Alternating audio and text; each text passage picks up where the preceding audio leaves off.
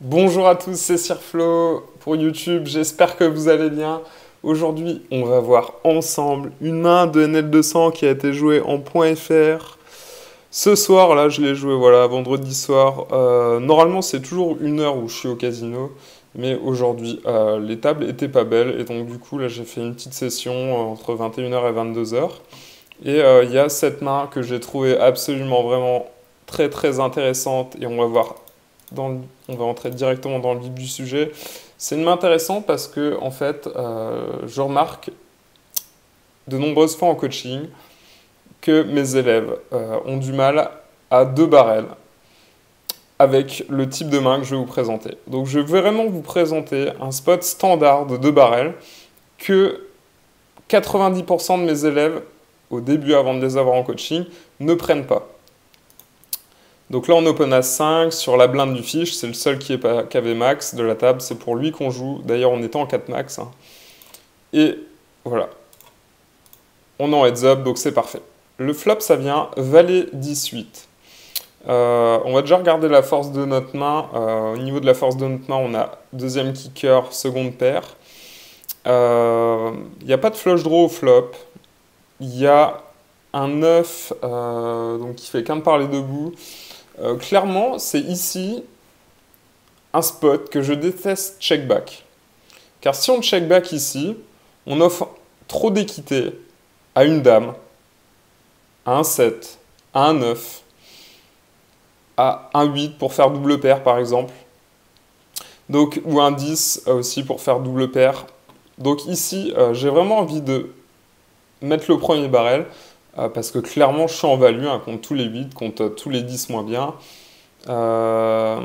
Contre les 7, les dames et les 9. Donc voilà, on a vraiment une tonne de value contre les petites paires si jamais il veut coller par exemple une paire de 7 qui sera assez légitime. Donc ici le pot fait 11, il check, je sais bet 6, 30, j'ai envie de faire cher,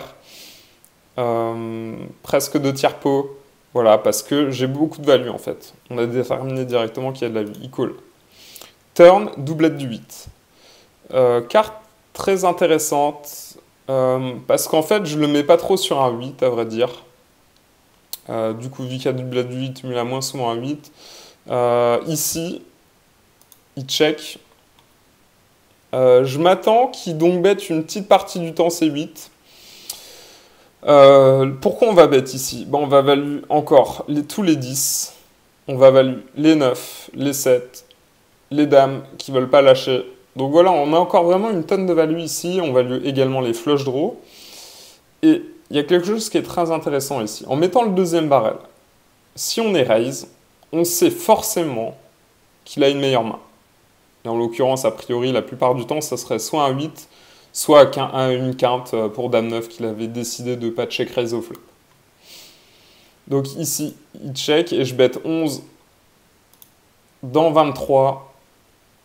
Pourquoi un petit sizing ici, moins de demi-pot?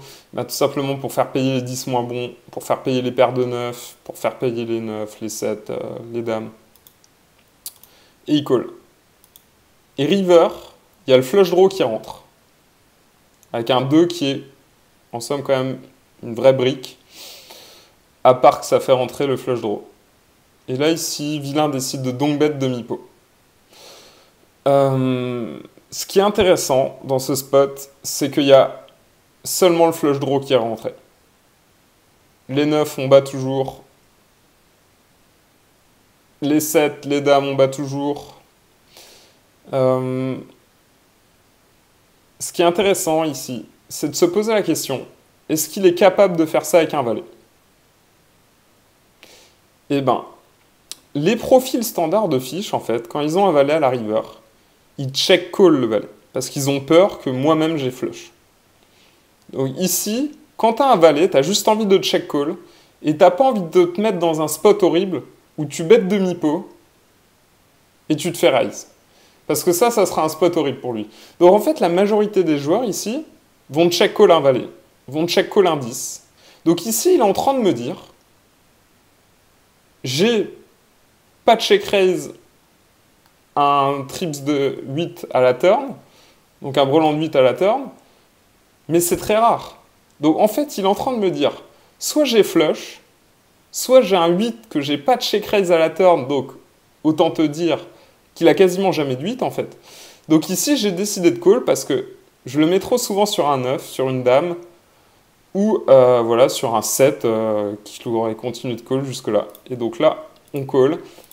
Et il montre As-7, off. Voilà, très content du call. J'espère que vous avez compris ma réflexion. Si vous n'avez pas compris, n'hésitez pas à repasser la vidéo. Et voilà, pour tous ceux qui veulent progresser, évidemment, il y a tous les liens en description. Club Padawan, club confirmé, club élite. Si vous voulez vraiment progresser au poker, c'est là que ça se passe. On fait toutes les semaines des vidéos avec Yo sur du cash game. Donc voilà, j'espère que cette vidéo vous a plu. Je vous dis à samedi prochain. Ce samedi, c'est-à-dire demain, quand la vidéo va sortir, je serai à Paris. Donc si on se voit à Paris, ça sera cool. Venez dire bonjour, ça sera vraiment sympa. Et voilà, je vous souhaite une très bonne journée à vous et à ce soir, voilà, si on se voit à la conférence de Yo à Paris. Ciao, ciao les amis!